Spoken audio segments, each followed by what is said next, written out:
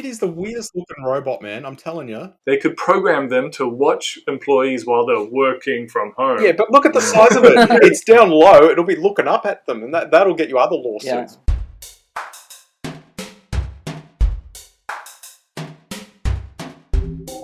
Excellent, and we're live. We're recording the Runtime Reverie Christmas Special 2023. Hey. Welcome all. Hey everyone. We have here Mr. Vincent joining us from Korea. We've got Hot Take Patrick joining us from Melbourne, I think. Yeah. and Craig here as always. Welcome to the last pod for the year. Holy crap.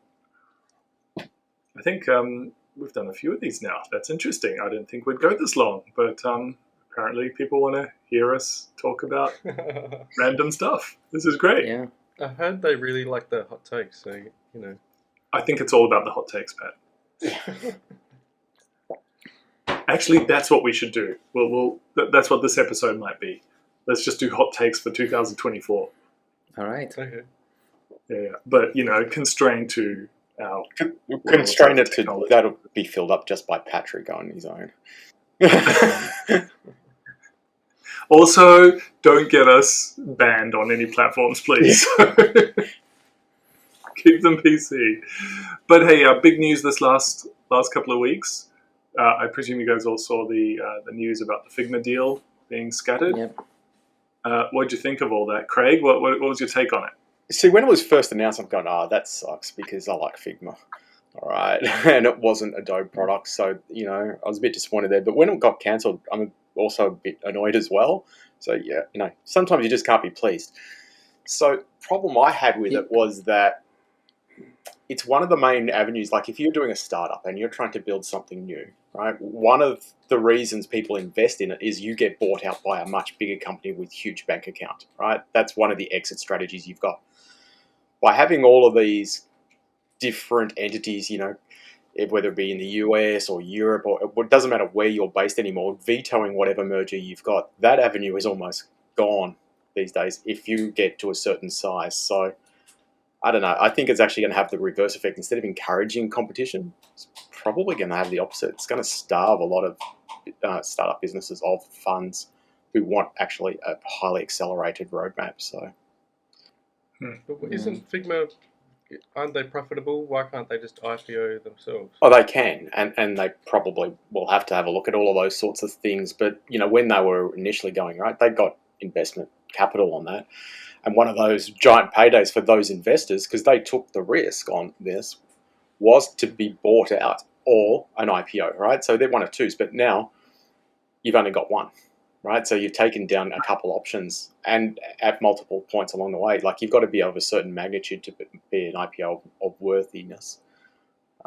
It could be that, but it could also just be a pure numbers game. So, Pat, look, if they merged with Adobe, then Figma can be distributed through all the Adobe channels. Adobe has a much, much larger customer base, and then the potential of Figma, and hence its profit and future value, is much greater than if maybe they were trying to do it by themselves. So you could see a scenario where the sale is worth more than the IPO. But the Figma product might suffer from that. Like, I didn't have high hopes of Figma being as awesome in 5 years under Adobe's stewardship, and they said that they weren't really going to... But that's future crystal ball gazing. That's like for the people who are buying it now, right, for them to pick out what the future is going to be look like, right? But the problem, the knock-on effect of not allowing a merger or buyout or an acquisition of those sorts is that in the earlier stages, when you're investing in it, your guess is that you could be bought out by an Adobe, right? So that would be high on their radar. You're talking about the money. I'm talking about the product. Like, I care about the product. I don't really... If you don't get paid, you don't make a product of that. So that's why you take the investment money to get that off the ground. I just don't agree. That's just one way of building companies. Like, Adobe IPO'd and they're doing great. But you're like a software guy, right? But if you're going to get investment, you don't get it from another software product person, right? Normally, you get it from It would have just looked at the numbers. It would have just been worth more for Adobe to buy it. Right now, if they had an IPO, I guarantee you they would not get $20 billion. My point is, who cares about the worth? Like, who cares about those VCs getting the most maximum return? The VCs do, and guess who's making the decision? Yeah, and then. But I don't care about those people. Yeah, but you do when they say, well, we can't invest in it because we're not going to get the buyout, right? Because then you don't actually have any investment into your company to give it a long enough roadmap to make something of value. No, but they'll just have to adjust. They'll still invest in things that they think is worth investing in. They just won't get that as high a return. They're not going to, shut up shop. Sorry, VC sucks now. Like, they're still going to do it. The big takeaway for me was actually a different angle here. This is for any new business or new startup. Every time they create a nexus in a new location, a new locality, a new country, this is now a big concern. So if Figma did not have an office in London or wherever it was, it would have been somewhere over there. They wouldn't have had this problem, right? And it was because they made that decision to have a nexus, a business nexus, a place of operation over there in that jurisdiction. They are now subject to those EU or whatever European, whatever. I think it's not even that loose. Like even if they didn't have an office, if they accepted funds or put it out in euros or something like that. No. It's just because they had a nexus. It's simply because they had a nexus in that locality that they were subject to the rules. If Figma did not have it, they would not be subject to that regulatory. So I think every new business is now going to think twice about opening up a new nexus in a new locality.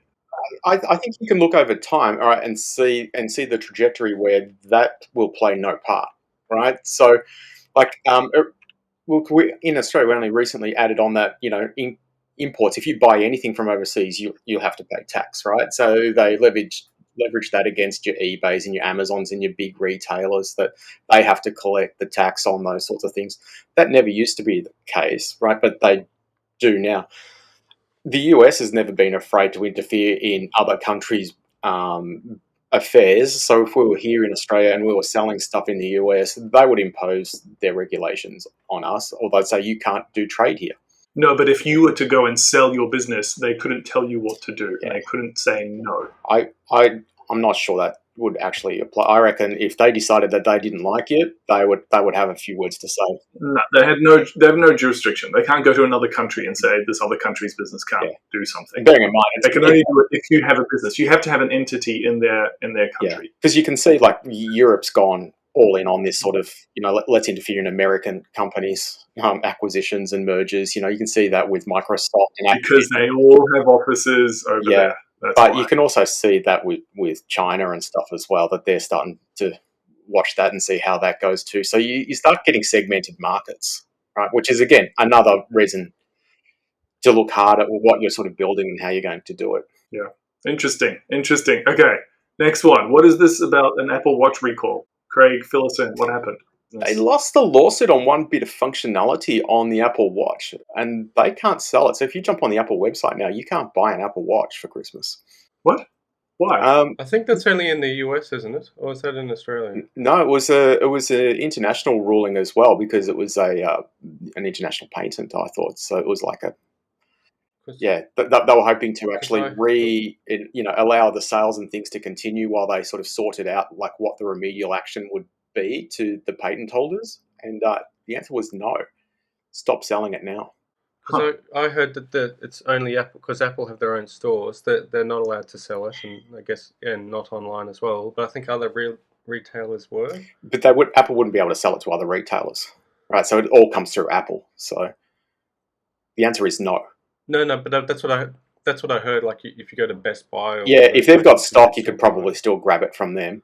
But no, you can't buy it from Apple. And so if Best Buy runs out, they're not getting any new ones. That's it. It's so this is while they're trying to figure out what happened with the patent. Yeah. Well, they know Apple's lost that lawsuit there, right? So.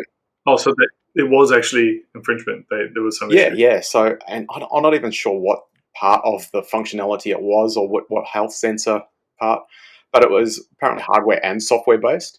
So it's not like. So initially they thought they could just send out a software update, get around the patent issues and things, but looks like the answer is no. So you're not getting an Apple Watch for Christmas, I mean. I guess not. There we go. That's our Christmas update. No Apple Watches for anyone. Thank you. I heard they were waiting for hoping that Biden would help, would make it go away.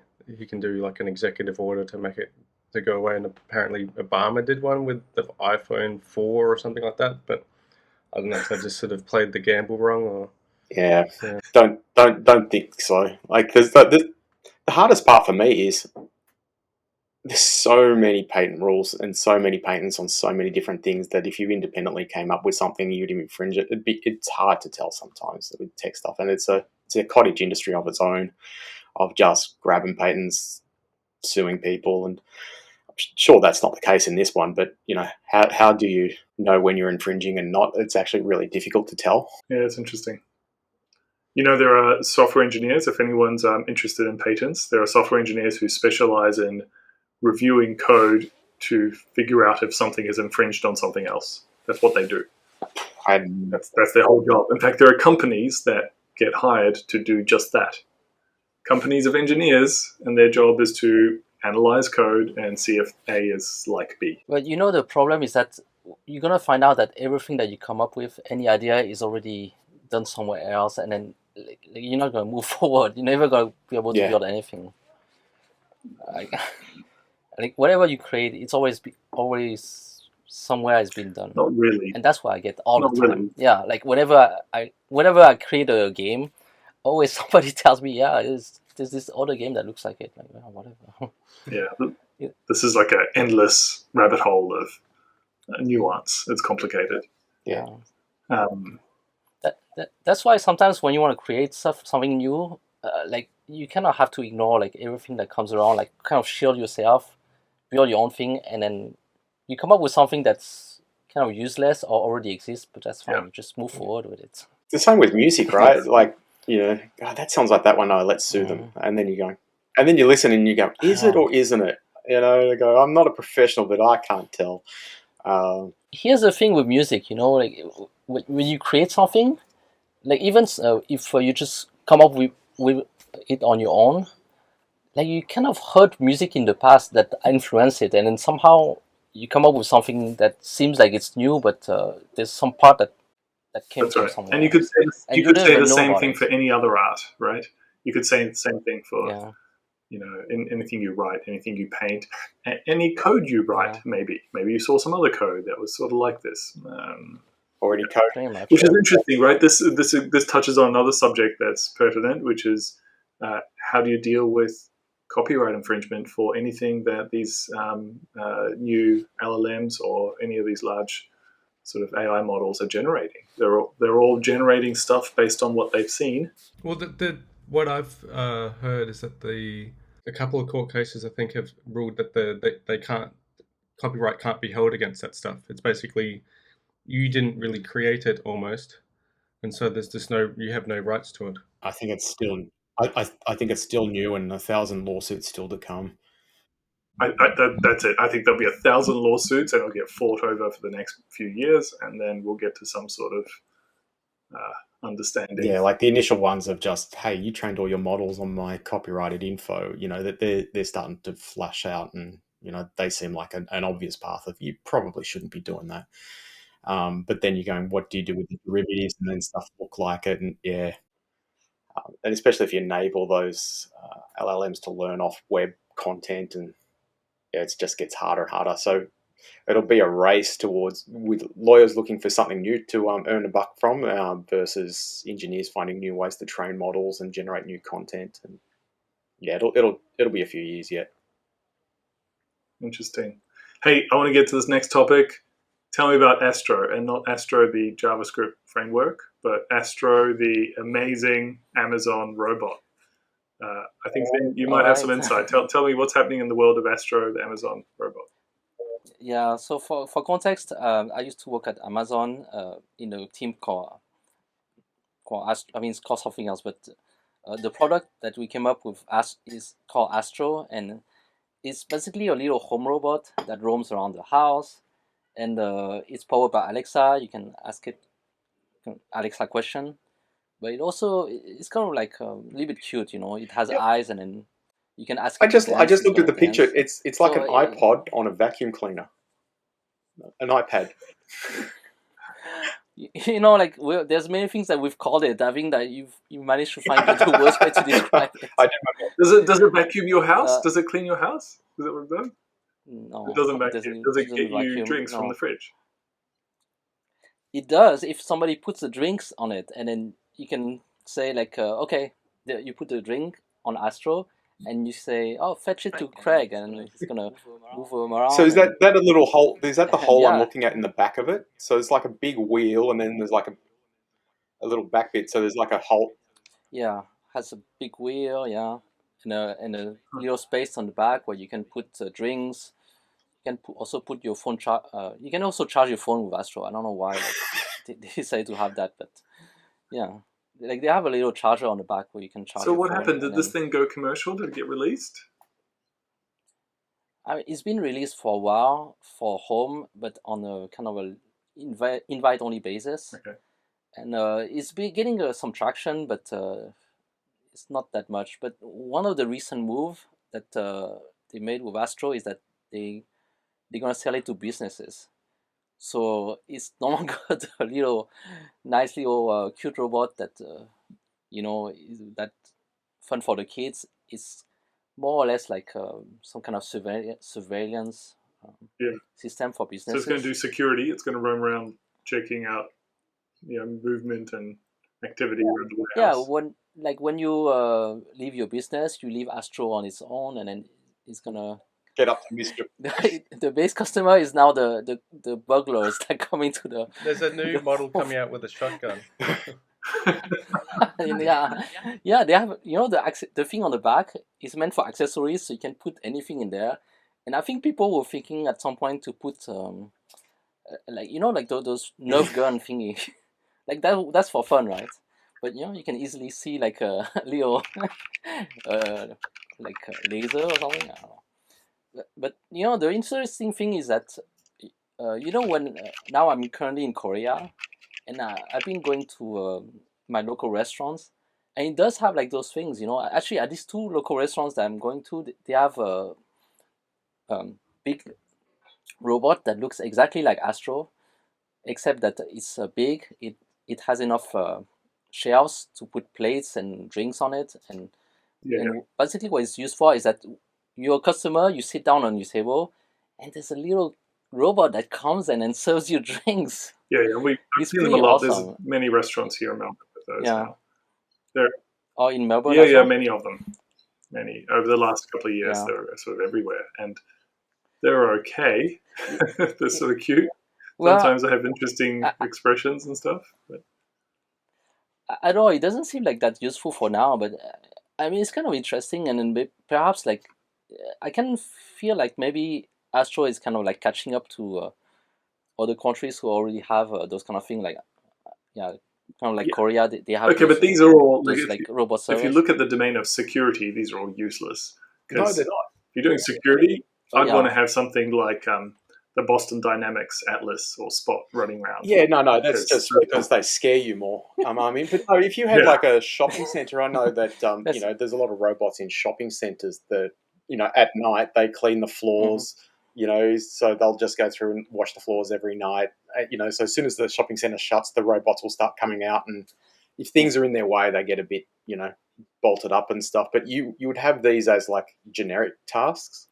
So that if you had Are you that talking scanning about? attachment on it and you could program it to do certain things, to check certain compliance items, then it could yeah. work. But Are you talking about underpaid teenagers, or they're actually robots? No, they're actual robots. They're really expensive robots. they're more Yeah. expensive than teenagers. It would be cheaper to hire some teenagers. Yeah. Wow. Speaking of teenagers, did you see the minimum wage in the US is going up? What is it now? I don't know exactly what it is. I know last time it went up was in 2019. I think it varies state to state, by the way, but then there's also like a federal minimum wage, something like that. But last time it went up was 2019. Guess why it's going up now? It's going up because it's indexed to inflation. I had no idea. Yeah. So the teenagers might be a bit more expensive. Maybe the robots will, get to contend for, Yeah, for work time.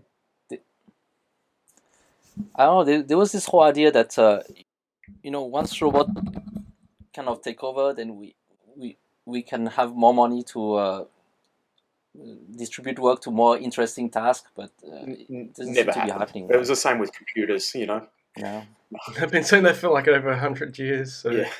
it's never quite happened. yeah. John Stuart Mill used to Yeah. talk about that. So I mean, the thing is, like, we use robots now to do things like creating art or creating music, creating images. Like, robots are taking all the creative jobs, and we're left with all the The rest. manual drudgery. If anything, it's the opposite, Yeah, right? manual drudgery. Yeah, Yeah, that's an interesting observation. Then we it's always thought backwards. computers would do the drudgery, robots would do the drudgery, and humans would do the creative stuff. Exactly. Yeah, and now we're realizing creativity might not be what we think it is. I know. I think we'll just raise the floor for creativity. If you look at Netflix, a lot of that stuff could have been written by a robot. So that sort of stuff will just become a commodity.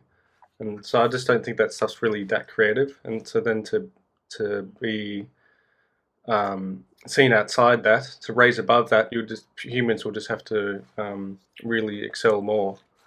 So yeah, because there's already words used for derivative, copycat. Humans have already do that. So if that's what these generative AI models are doing, it's sort of just doing the same purpose.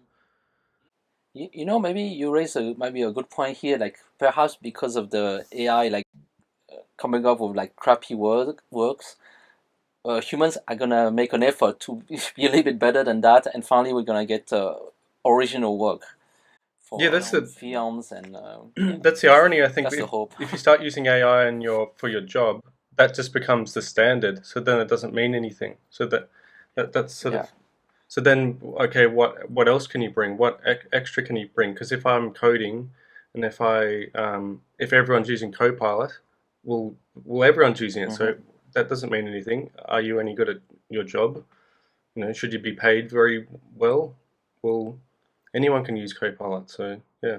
See, I'm looking at it slightly differently for next year because I'm looking at designing an app at the moment, right? And so you're looking at what's out there, and design systems rule because it makes everything super drag and droppy, for engineers, but then everything just starts to look the same, right? And then you go and look on every other app, and it all looks the same. So if you want to build an app that is better than someone else, you want to do more, right? You want to be creative, busting out of that mold of everything looks like a Volkswagen, right? So how do you do that? And you go, well, we've got a lot of AI generative tools that can actually help us do other stuff. But then when you start to looking at like generating icons, right, they look cool, right? But they're only going to be cool for a short period of time because all the cool things all look the same, right, that are generated by AI. And so you're leaning back now into the designers to going, hey, stop doing the design system nonsense and working out, well, how is my login form going to look? I can tell you how it's going to look. No matter how much time you spend on it, it's always going to look roughly the same. The UX flows are going to be the same. And even my generated icons are going to look pretty similar. So, I'm getting back to design, leaning more towards art again, rather than the other way around. And you need to do that in order to be creative, in order to actually have a commercial edge, to actually make the app worth building.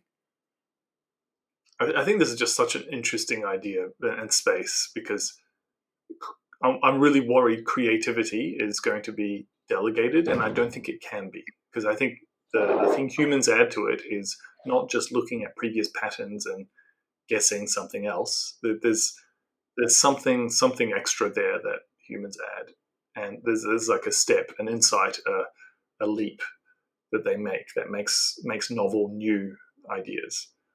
And I haven't seen machines do that yet. I might be wrong. I don't know. No, I think it's true, and I think the thing that is missing from machine is the emotional connection. Like, humans, they create something, and then they create something new because they want to surprise people. They want to think like they want to shock people or surprise them or delight them. And robots don't have this concept of I don't know, making people excited. They don't even have the concept of caring about somebody's emotion. So then, like, I don't know, like it's gonna be long ways before they can actually make anything creative in a way that like they purposely create a human emotion for someone. I don't know. That's my thinking. Awesome. Okay, so let's wrap it up with hot takes for 2024. What's going to happen next year? Any crazy ideas? Crazy predictions? Crazy predictions. Other than a whole bunch of other new startups are going to get swallowed by the next thing that OpenAI releases. Who wants to go first? I have an idea, but I don't know. I have one idea. It's not for next year, but I've always thought in my mind like, okay, in terms of like cool things that come up in the human progress, like we've had like computers, and then later we had the internet, and then we had robots. What is the next thing, right? And I always thought for some reason that the next thing is communication with animals. And I was thinking like, wow, if we can actually like uh, start having communication with animals, and maybe it goes both ways, so they can learn and become more intelligent, and we can have like develop societies where we mix human and animals. And I don't know, like that's like very far fetched like idea, but I thought like eventually we're gonna reach to some point, because what is next after we have robots everywhere, right? Like, Yeah, you don't want to this hear needs to what be that something cat else, thinks of right? him. Yeah. I do. I don't know if you'll I find the know. That might conversation ruin. very interesting. Yeah, It would be very Yeah, it interesting. turns out I they're don't just know. saying It's. food, food, food. I think like animals, if they were able to communicate with humans, they would evolve beyond that, and they would stop being cute. Or I don't know. Yeah, Yeah, interesting. but there's that concept of yeah, people, you know, if we met aliens, how would we know we'd even be able to talk to them? You go, forget the aliens, can't even talk to the animals on the planet all around us. Not one other species, yeah. So, but that's just proves any internet conversation that it always ends up at either Hitler or aliens. Hmm. How Right. do you know those internet conversations aren't started by aliens? They're robots, yeah. The aliens are robots, yeah. The first ones we'll meet will be Hmm. AI based. All right. Anybody has a more crazy take than this, or I don't know. More crazy take. Okay, so we heard animals. Okay, next one, next crazy take. Anything, Pat? Come on, you're the king of hot takes. Something. I can't think of anything. Someone asked Wes Boss asked, what they thought would be a big trend. I said HTML custom elements. So I don't think that's going to be rock your world. I think they will become more mainstream. But yeah, I'm not sure if I can top Vincent's prediction. It was a bit out there, like. Maybe mine, monkeys using HTML custom elements because we can talk to them. Okay, so my hot take for next year, I think we're going to have uh, an incredible amount of inflation, much more than anyone ever expected. I think that's going to result in the bubble being exploded again, and we're going to, in the world of tech, see a lot more crappy, unrealistic, irrational business You activity. mean more than Twitter? More than Twitter? More, much, much more, much more, because things are going to be it's just going to get even more out of hand with ridiculous valuations, ridiculous like up, down, all sorts of volatility. It's going to be volatile like crazy, and then you'll see businesses exist that shouldn't much more, and it's just going to be incredibly volatile. And um, what we've seen so far is probably just the tip of the iceberg.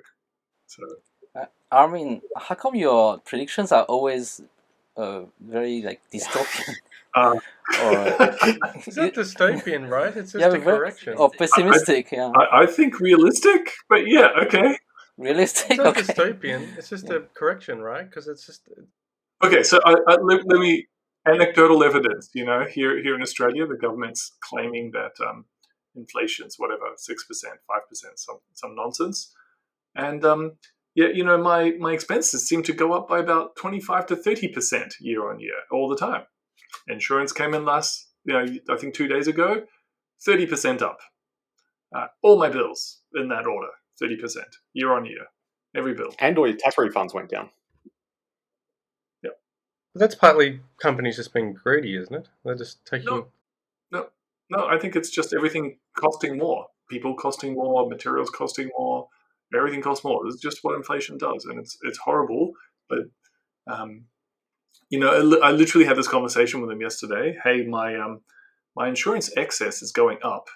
My insured amount is going down. Both of these things should reduce my premium. Yet my premium has gone up 30%.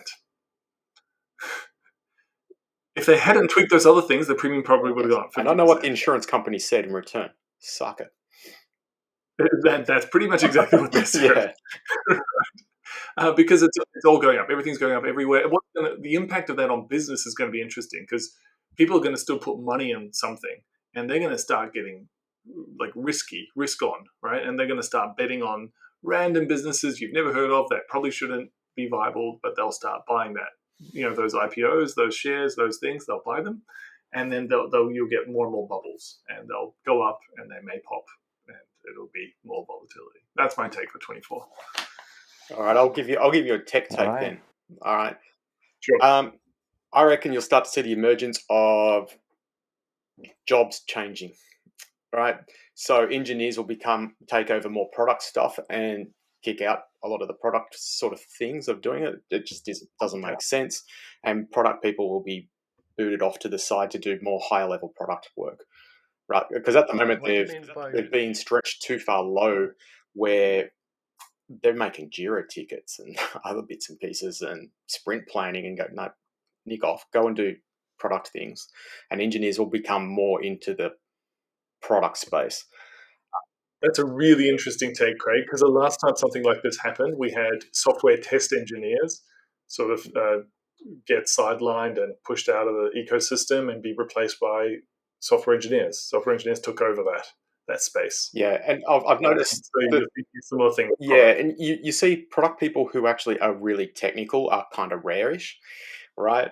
And the barrier to entry to being a product person is lower than the barrier of entry to being a good engineer, right? So you'll find there's a lot of really smart engineers who actually pick up being product people pretty easily, right? But so they are taking on more and more of that responsibility, and you can see it sort of informally, but you'll start to see a more formal sort of transition. But that should free up the product people to not being such a low rung on the ladder, just doing the boring old stuff that they do day in, day out and testing everything, A/B testing it, stuff that shouldn't be even tested, just do it because you know it's right.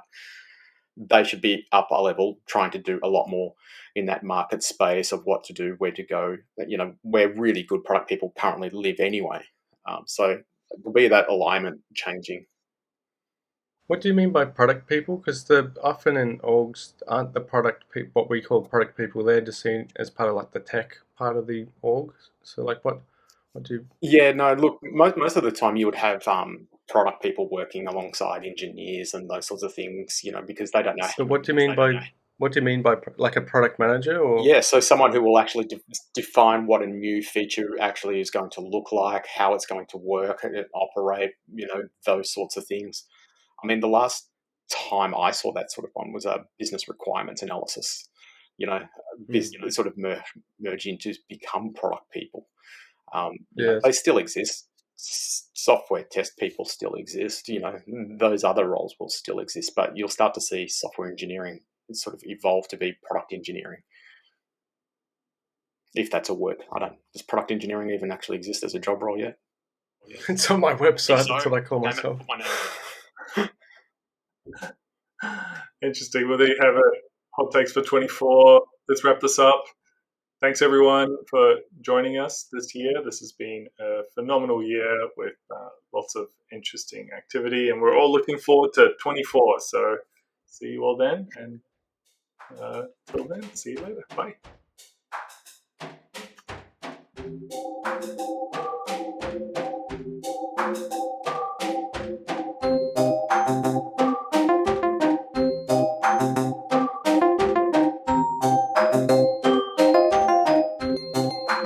now on, we're always recording. Oh god.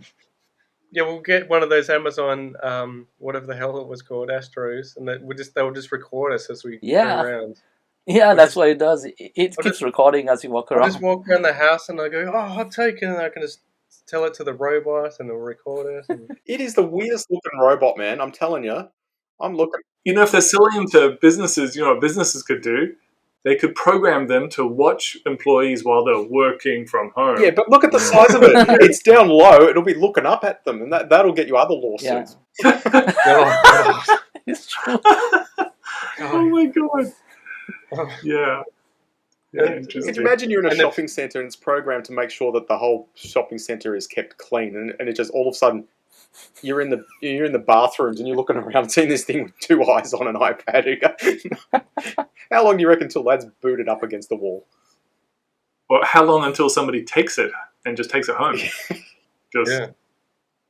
Well, Pick then it you up would and take find out because it has camera. So yeah, it's self regulated in terms of in terms of theft. You know. Okay, did you guys build in a reset button? I bet you built in a hardware reset button. Oh yeah. No. Yeah, how many teenagers It would goes just to the Wi-Fi, I No, guess. You know, no the- one's the ever recording. stolen anything with tracking on it before. Yeah.